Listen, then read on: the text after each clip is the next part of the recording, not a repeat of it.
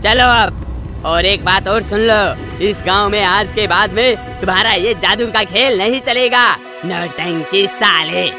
ढोलकपुर गांव में महेश नाम का एक जादूगर रहता था। महेश के 3 लड़कियां थी, अंजना, रंजना और संजना।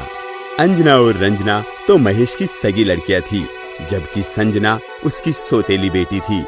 संजना को उसने एक रोड पर बचपन में ही पढ़ा पाया था और तभी से उसने अपने बच्चों की तरह उसे पाला था।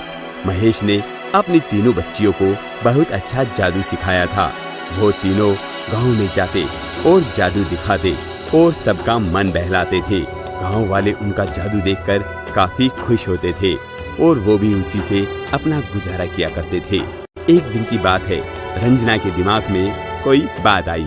पिताजी, हम यहाँ रोड पर जादू दिखाते हैं अपना रोज के रोज, जबकि हम जानते हैं कि हमारे जैसा जादूगर कोई भी नहीं है। तो मेरे मन में ख्याल था कि हम ऐसा क्यों नहीं करते, हम शहर जाकर किसी सर्कस में क्यों ना अपना जादू दिखाएं। वहाँ जाकर हमें बहुत सारे पैसे भी मिलेंगे और ज्यादा लोग भी देखने आएंगे। नहीं बेटा रंजना, हम अपना जादू का खेल गांव में ही दिखाएंगे और बचपन से हम यहीं पर दिखाते आए हैं। हमें पैसों का लालच नहीं करना चाहिए।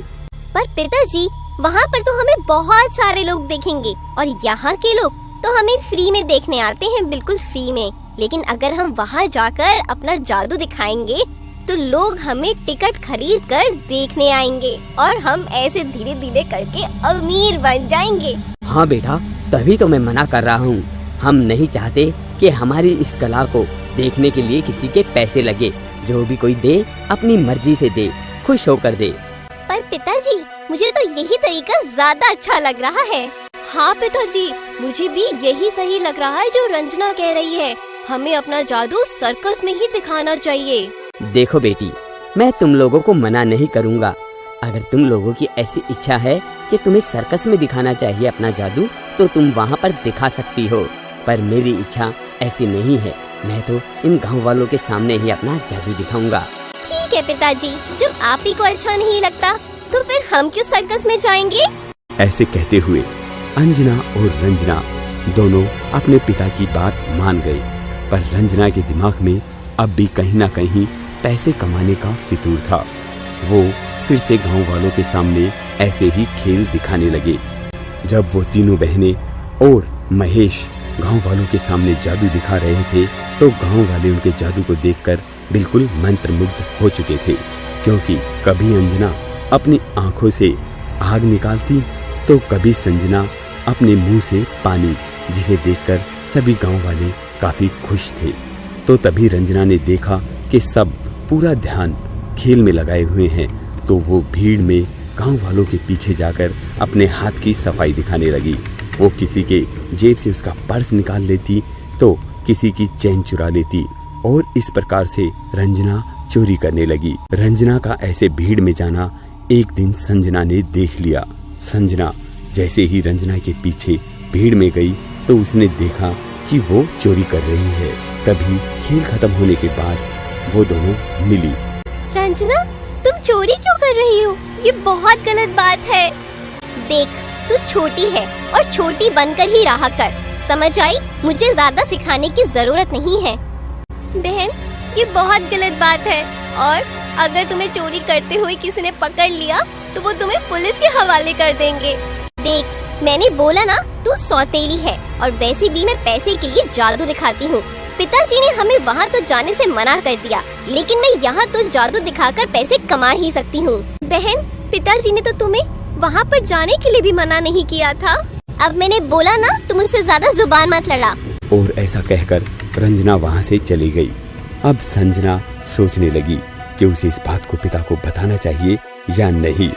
संजना को लगा कि पिताजी को बहुत बुरा लगेगा अगर उसने रंजना के बारे में पिताजी को बताया, तो इसीलिए संजना ने रंजना के बारे में पिताजी को नहीं बताया। पर अब संजना इतना ध्यान जरूर रखती थी कि जैसे ही रंजना भीड़ में अपने हाथ की सफाई दिखाने जाती, तभी संजना उसको वहाँ पर रोक देती, धक्का दे देती, ताकि वो इस तरीके का काम ना कर पाए। लेकिन एक दिन की बात है, उनके खेल दिखाते दिखाते एक औरत की सोने की चैन चोरी हो गई। हाय, मैं तो लुट गई, बर्बाद हो गई। इस खेल को देखने के चक्कर में मेरे सोने की चैन लुट गई। कौन है चोर? मुझे मेरी चैन चाहिए, मैं तो मर जाऊंगी। जल्दी से पुलिस को बुलाओ, मेरी चैन कहाँ है? ऐसे कहते हुए उस औरत ने शोर मचा दिया और तभी वहाँ पर पुलिस वाले आ गए। पुलिस वालों ने सभी गांव वालों की तलाशी लेनी शुरू कर दी। अब रंजना पूरी तरीके से डर चुकी थी क्योंकि वो चैन तो उसी ने चुराई थी। रंजना ने चुराया हुआ सारा सामान संजना के बैग में रख दिया और जैसे ही पुलिस वालों ने तलाशी ली तो वो सारा सामान संजना के बैग से बरामद हुआ। अच्छा, तो तुम हो चोर, जादू दिखाने के बहाने गांव वालों के यहाँ चोरी करती हो। अब तुम सबको सजा होगी, तुम यही काम करते हो। इंस्पेक्टर साहब, इसमें मेरे पिताजी की और मेरी बहनों की कोई गलती नहीं है। ये चोरी मैंने की है, इसलिए सजा भी मुझे ही मिलनी चाहिए। हाँ हाँ, तुम्हें तो सजा मिलेगी ही। ये भी तुमने अच्छा किया कि अपने पिता को अपनी बहनों को बचा लिया। चलो अब, और एक बात और सुन लो, इस गांव में आज के बाद में तुम्हारा ये जादू का खेल नहीं चलेगा। नौटंकी साले। इस तरीके से गांव वालों के सामने उन लोगों की बेइज्जती करते हुए पुलिस वाले संजना को अपने साथ में ले गए। तभी महेश जोर जोर से रोने लगा। हाय, अपना खून तो अपना खून होता है। इस लड़की को मैंने अपना समझकर अपने बच्चे की तरह पाला और इसने इस प्रकार से हमारा नाम बदनाम कर दिया। ये गंदा खून था, तभी ऐसे चोरी करती थी, नहीं तो मेरी बेटियों में इस तरह का तो देखो कोई ऐब नहीं है। दिखती कितनी भोली थी और ये क्या कर दिया। नहीं पिताजी, ऐसी बात मत कहो। संजना दीदी ऐसी बिल्कुल भी नहीं थी। क्योंकि अब रंजना को अपनी गलती का एहसास हो चुका था। जो काम संजना ने नहीं किया था वो उसकी भी जिम्मेदारी लेकर आज जेल में थी, जबकि ये सारे काम तो रंजना के थे। रंजना ने अपने पिता के सामने सारी सच्चाई बता दी। पिताजी को इस बात पर और भी ज्यादा दुख हुआ। हाय, मेरी किस्मत, मेरा खुद का ही खून खराब निकला। वो बेचारी तो कितनी भली है जो तुम्हें बचाने के लिए खुद जेल चली गई। तुम ऐसा करो, अभी इंस्पेक्टर साहब के पास जाओ और सारी सच बताओ। ऐसे कहते हुए महेश अपनी बेटी रंजना को पुलिस वालों के सामने ले गया। रंजना ने सारी सच्चाई बता दी और पुलिस वालों ने संजना को छोड़ दिया और रंजना को लॉकअप में डाल दिया। इसके बाद जब वो अपनी सजा काटकर वापस आई तो वो तीनों दूसरे गांव में जाकर बहुत ही ईमानदारी से अपना खेल दिखाने लगे और ईमानदारी से जीवन जीने लगे। इससे हमें ये सीख मिलती है कि हमेशा ईमानदारी से रहना चाहिए और अपने छोटे बड़े भाई बहनों से काफी प्यार करना चाहिए।